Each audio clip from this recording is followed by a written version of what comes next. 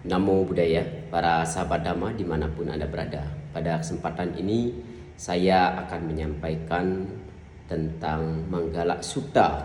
Sutta tentang berkah atau bagaimana caranya seseorang supaya mendapatkan berkah di dalam kehidupan ini ataupun dalam kehidupan berikutnya.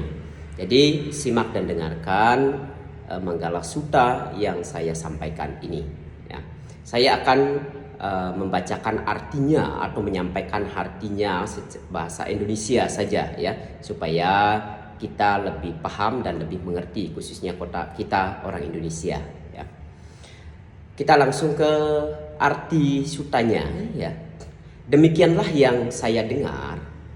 Pada suatu ketika Sang Bagawa berdiam di Wihara Jetavana milik Anatta Pindika di dekat kota Savatthi. Pada saat itu datanglah sesosok dewa ketika hari menjelang pagi dengan cahaya yang cemerlang dan menerangi seluruh hutan Jetavana. Ia menghampiri seraya memberi penghormatan kepada Sang Bagawa, lalu berdiri di satu sisi. Sambil berdiri di satu sisi, dewa itu memohon kepada Sang Bagawa dengan sair-sair berikut ini. Banyak dewa dan manusia berselisih paham tentang berkah yang diharap membawa keselamatan, membawa kebahagiaan, membawa pada kedamaian. Terangkanlah Sang Bagawa, apakah berkah utama itu? Lalu Sang Bagawa menerangkan atau menyampaikan tentang berkah-berkah apa saja yang harus dilakukan, praktek-praktek apa saja yang harus dijalani sehingga bisa memperoleh berkah-berkah keselamatan tersebut.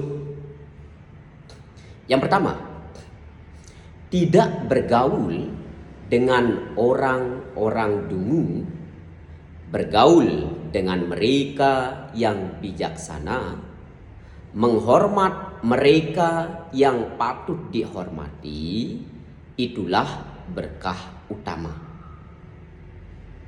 Hidup di tempat yang sesuai, memiliki timbunan kebajikan pada kehidupan lampau, menuntun diri ke arah yang benar, itulah berkah utama.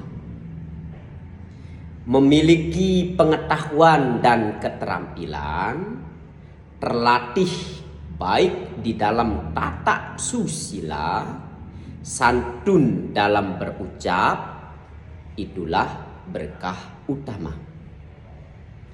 Membantu ayah dan ibu, menyokong anak dan istri, bekerja bebas dari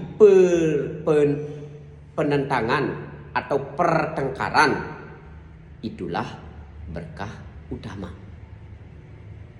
Berdana dan hidup sesuai dhamma, menolong sanak keluarga, bekerja tanpa celah, itulah berkah utama. Menjauhi dan tidak melakukan kejahatan, menghindari minuman keras, tekun melaksanakan dhamma, itulah berkah utama. Selalu hormat dan rendah hati, merasa puas dan tahu berterima kasih, mendengarkan dhamma pada saat yang sesuai, itulah berkah utama. Sabar, rendah hati bila diperingatkan, mengunjungi para pertapa, membahas dhamma pada saat yang sesuai, itulah berkah utama. Bersemangat dan menjalankan hidup suci, menembus 4 kebenaran mulia, serta mencapai nibbana, itulah berkah mulia. Meskipun tergoda oleh hal-hal duniawi, namun batin tak tergoyahkan, tiada kesedihan, tanpa noda, penuh damai, itulah berkah utama.